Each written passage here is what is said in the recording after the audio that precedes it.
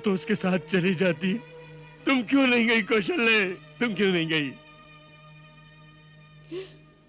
पुत्र के साथ जाती तो प्राण इन चरणों में फंसे रहते। अब यहाँ हो तो आत्मा वन में भटकती रहती। कौशल्य, कौशल्य। पुत्र कह के गया कि स्वामी की सेवा करो। पति कह रहे हैं कि आपने पुत्र का साथ क्यों नहीं दिया? स्त्री का धर्म, माता का धर्म, मैं क्या करूं? महाराज, स्त्री कितने हिस्सों में बटी रहती है, कितने हिस्सों में। मैंने भगवान का चरणामृत लाया है, थोड़ा लीजिए। सुबह से आपके कंठ में एक बूंद भी पानी नहीं गया। मुझे पानी देने वाला तो चला गया, मेरा राम। इस समय कहां गया होगा? कुछ खाने को मिला होगा कि नहीं? पिता का आज्ञाकारी है वो, किसी नगर में भी नहीं जाएगा। चक्रवर्ती राजा का पुत्र भिखारी की तरह किसी वृक्ष के नीचे बैठा होगा।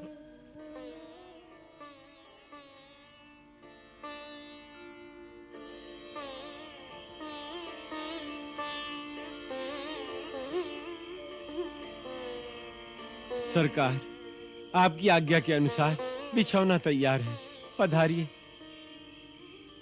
आओ सीते।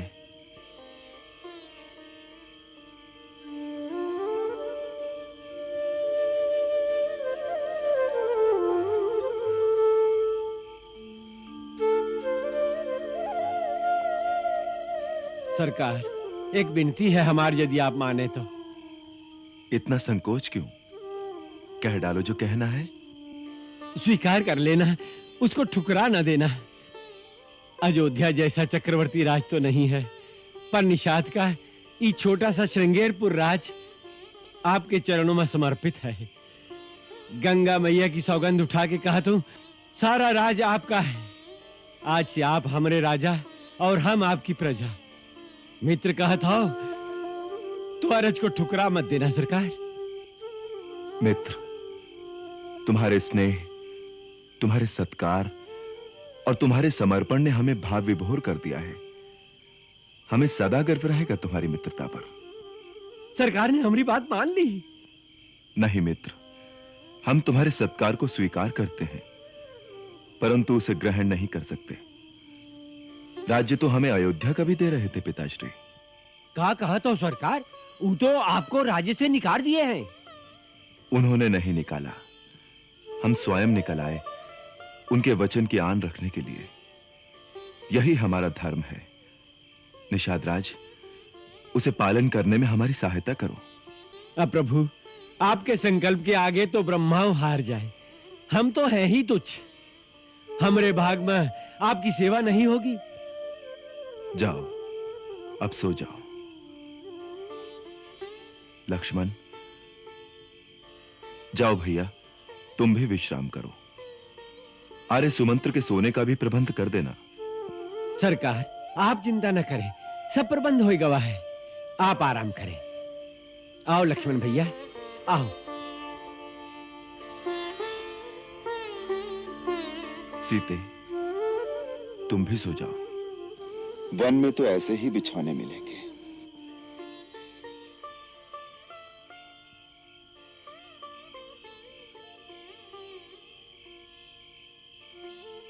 आओ लक्ष्मण भैया, आपके लिए भी बिछौना तैयार है और आर्य सुमंत्र के लिए भी व्यवस्था कर दी गई है। नहीं निषाद राज, हम नहीं सोएंगे। हम भैया के पहरेदार हैं।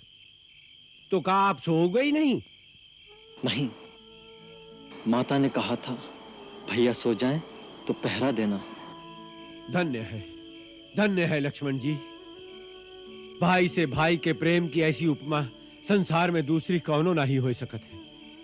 धन्य हो तुम, और धन्य है तुहार माता कि जिसने तोहरे जैसे कर्मवीर पुत्र को जन्म दिया।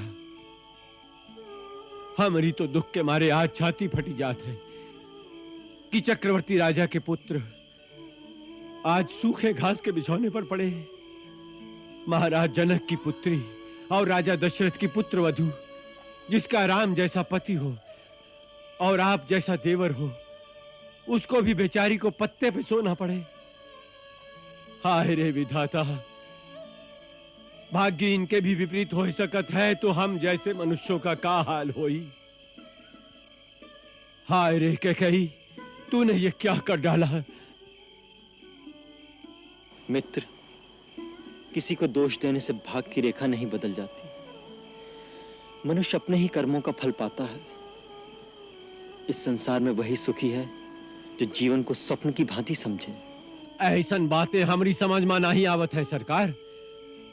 हम तो केवल इतना ही जानत है कि जो हमरे मित्र का कष्ट दिए है, हम वो का क्षमा नहीं कह सकत है, का बहुत क्षमा नहीं कह सकत है।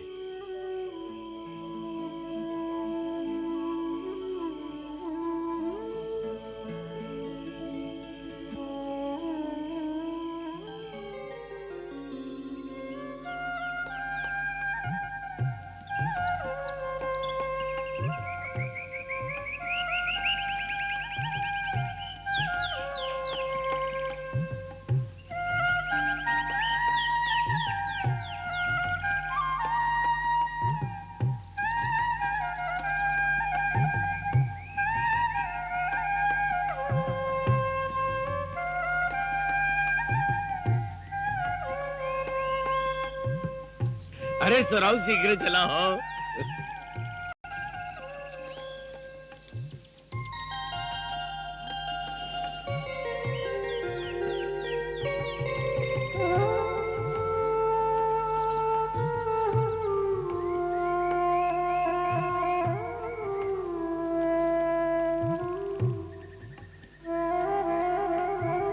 सरकार, सरकार, प्रणाम प्रभु। आओ निषाद राज, तुम ठीक समय पर आ गए। प्रभु, ई का होएगा? ई बालों को कैसे मना लिया प्रभु? मित्र, जब वन में ही वास करना है तो पूरी तरह मुनिवेश धारण कर लेना चाहिए। अब हम यहाँ से गंगा पार करके आगे वन में पैदल ही जाएंगे। आगे जाना आवश्यक है का प्रभु? यह तो वन प्रदेश है। प्रभु, एक बार इस दास की विनती पर विचार तो करें। ई राज आपका है, ई दास आपका है। 14 साल ही प्रदेश में राज कीजिए और हमका सेवा करे का अवसर दीजिए। हमार जीवन धन्य हो जाए प्रभु। निषाद राज, तुम हमारे मित्र हो ना?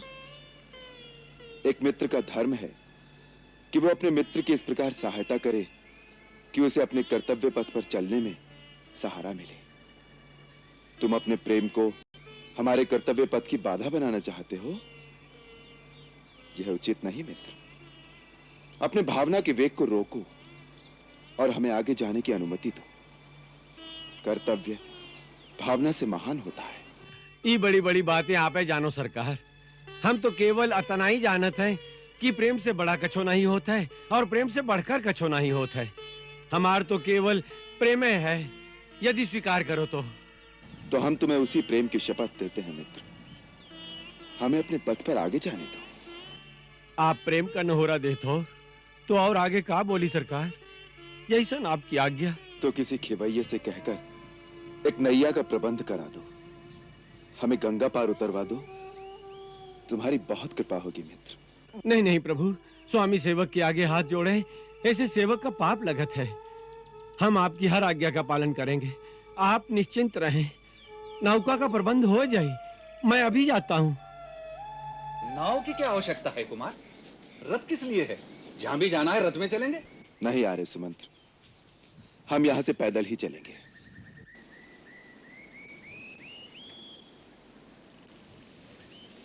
आप कृपा करके श्री महाराज के पास अयोध्या वापस लौट जाइए। नहीं रघुनंदन, ऐसा आदेश न दे। आपके बिना अयोध्या जाकर करूंगा क्या? नाव में बैठकर गंगा पार करके जहां आप रहेंगे मैं आपके साथ रहूंगा, वहीं मैं आपकी सेवा करूंगा। मैं तो जंगल में लकड़ी भी काट कर ला सकता हूं। आर्य, आप पिताश्री के मंत्री ही नहीं मित्र भी हैं। उन्हें सांत्वना देने के लिए आपका उनके पास पहुंचना आवश्यक है।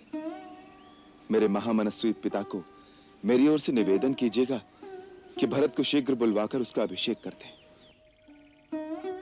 और भरत से अनुरोध कीजिएगा कि उसकी दृष्टि में जो स्थान माता कैकेयी का है, वही सम्मान माता सुमित्रा और मेरी मां कौशल्या को दे। समस्त अयोध्या वासियों और गुरुजनों से मेरी, सीता और लक्ष्मण की ओर से चरण वंदना कहिएगा। अच्छा आर्य, वनवास समाप्त होने पर फिर मिलन होगा। नहीं नहीं रघुवर, इतने निर्मोही न बनो। जिस सहज और सरल भाव से तुमने सब कुछ कह दिया, उसका निभाना कितना दुष्कर है। खाली रथ ले जाऊं, इससे तो अच्छा है कि गंगा किनारे रथ सहित अग्नि प्रवेश कर जाऊं। हे आर्य, विकट से विकट संकट में अपनी सूझबूझ से समस्याओं का समाधान करने वाला महामंत्री अयोध्या के राज परिवार में आई एक साधारण सी उथल-पुथल से इतना अधीर, इतना आतुर हो जाएगा? यह अविवेक कहां तक उचित है आर्य? आप कृपा करके अयोध्या वापस चले जाइए और एक चतुर और बुद्धिमान मंत्री की तरह वही व्यवहार कीजिए जिससे पिताश्री को शांति मिले और माता कैकेयी को सुख और संतोष। माता कैकेयी के सुख और संतोष की चिंता करने की किसी को आवश्यकता नहीं भैया। अपने सुख और स्वार्थ को झपट कर छीन लेना वो अच्छी तरह जानती हैं। आर्य सुमन, उनसे कहिएगा अपने चहेते भरत को राजगद्दी देने के बाद राजमाता का सुख भोगें। लक्ष्मण, फिर वही धृष्टता? क्षमा कर भैया। आर्य, लक्ष्मण की बचकानी बातों को वहां किसी से न कहिएगा। आपको मेरी सौगंध। महाराज ने विशेष रूप से आग्रह किया था, यदि राम और लक्ष्मण ना आए, देवी सीता को तो अवश्य साथ ले आना। उन्होंने यह भी कहा था, सीता 2-4 दिन वन के कष्ट देखने के बाद अयोध्या वापस आ जाए, हमारे लिए आए। महाराज ने यह भी कहा था, राम के जाने के बाद मेरा और कौशल्या का कोई सहारा नहीं। राम, यदि मुझे आप जाने के लिए कहते हैं, जानकी को तो साथ भेज दो। अवश्य, जानकी जाए, हमें भी प्रसन्नता होगी। आर्य,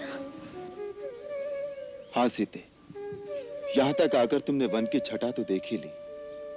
अब तुम घर लौट जाओ तो सास ससुर समस्त प्रियजन की चिंता मिट जाए।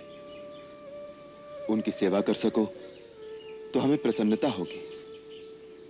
आर्य सुमंत के साथ घर लौट जाओ देवी। स्वामी, मैं तो केवल आपकी छाया मात्र हूँ। मेरा अपना कुछ अस्तित्व नहीं है। यदि आप अपने से अपनी छाया अलग कर सकते हैं, तो मुझे भी अलग करके भेज दीजिए। वही देवी, स्त्री तो माता, पत्नी, बहू, बेटी, कई नातों में बटी हुई है। उसे तो सारे नाते निभाना चाहिए। आर्य, आप भी मेरे पिता समान पूज्य हैं। आपको उत्तर दे रही हूँ, इसके लिए क्षमा करें। स्त्री के सारे नाते, सारे संबंधों का एक ही आधार स्तंभ है, उसका स्वामी। यही सीख मुझे माँ से मिली है। यही शिक्षा पूज्य सासू जी ने देकर मुझे पति के साथ भेजा है कि दुख में भी उसी प्रकार पति का साथ देना जैसे सुख में दिया है। आर्य सुमंत, आपको सीता को साथ लौटा ले जाने का विचार भी त्यागना ही पड़ेगा। अब आप रथ लेकर प्रस्थान कीजिए। जी हाँ आर्य सुमंत, जब तक आप रथ लेकर नहीं लौटेंगे, देवी कैकेयी इसी शंका में बेचैन रहेंगी कि कहीं हम सैर करके अयोध्या वापस न लौट आए। आर्य सुमंत, आपको देखकर माता कैकेयी को विश्वास हो जाएगा कि राम वन को गया, तब पिताश्री के प्रति मिथ्यावादी होने का संदेह करती रहेंगी। अब और विलंब न कीजिए, शीघ्र अयोध्या लौट जाइए। जैसे प्रभु की इच्छा, होनी बलवान है। सरकार, सरकार, सरकार, गंगा पार करे की खातिर नौका का प्रबंध होए गवा है। चलिए, आइए सरकार। ठीक है। अच्छा तात,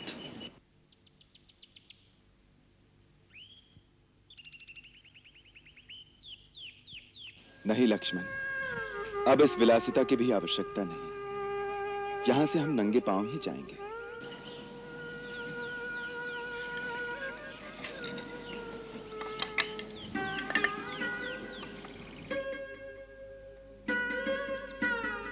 ई का सरकार, वन के पथ से आप भली भांति परिचित नहीं हैं प्रभु। पग पग पर कंकर, पत्थर, डगर डगर, झाड़ झंकार, कांटे, ई कोमल चरण कैसे सहन करी हैं? उसकी चिंता ना करो मित्र, बाल्यकाल में ही हमें गुरुदेव ने इसके लिए तैयार कर दिया था। याद है ना लक्ष्मण, उन्होंने कहा था आज तुम राजकुमार हो, कल को वनवास में जाना पड़ जाए और उस समय जो मजबूत नहीं होगा वो टूट जाएगा। इसीलिए ये कठोर तपस्या की आवश्यकता है। गुरुदेव त्रिकालदर्शी हैं, वो जानते थे कि क्या होने वाला है। जानत रहे तो फिर रोक नहीं सकत रहे का? कोई नहीं रोक सकता मित्र, कर्म की गति बड़ी न्यारी है, स्वयं भगवान भी उसमें बंधे हैं। आओ चलो। प्रणाम आर्य। जो प्रभु की इच्छा, होनहार बलवान है। विधा रघुराई, वन के कांटे तुम्हारे लिए फूल बन जाए, तुम्हारे कीर्ति का सूर्य कभी अस्त न हो। चलो मित्र।